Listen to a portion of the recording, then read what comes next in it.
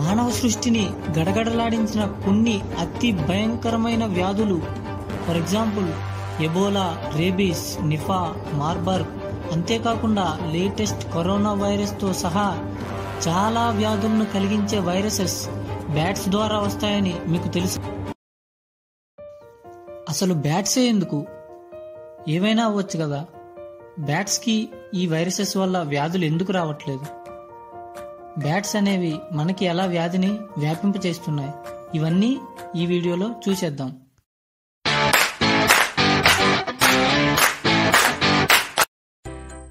Scientists చేసిన స్టడీస్లో ఏం తేలిందంటే, బ్యాట్స్ అనేవి గాల్లో ఎగిరేటప్పుడు వాటి యొక్క రెక్కలు ఒక నిమిషానికి దాదాపు 100 సార్లు కొట్టుకుంటాయి. అలా కొట్టుకోవడానికి అవి చాలా ఎక్కువ ఎనర్జీని యూటిలైజ్ చేసుకుంటాయి. అంత అమౌంట్ ఆఫ్ ఎనర్జీని ప్రొడ్యూస్ చేయాలంటే బాడీలో మెటబాలిజం అనేది చాలా ఎక్కువగా జరుగుతుంది. ఆ మెటబాలిజం అంత ఎక్కువగా జరిగేటప్పుడు ఎనర్జీతో పాటుగా ఫ్రీ రాడికల్స్ అనేవి ఫామ్ అవుతాయి.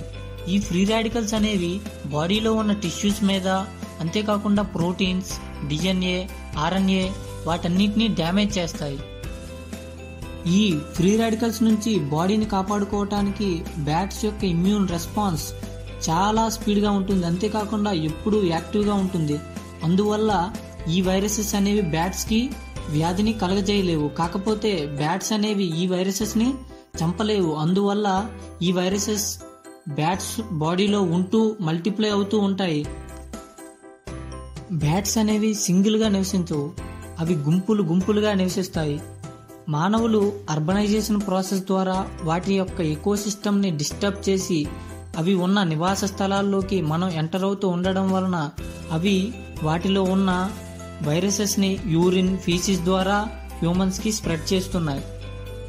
ఇమ్యూన్ సిస్టమ్ బ్యాట్స్లో ఉన్నంత యాక్టివ్గా మనుషుల్లో ఉండదు. కాబట్టి మనుషులలో ఈ వైరసెస్ అతి భయంకరమైన వ్యాధులను కలుగజేస్తున్నాయి.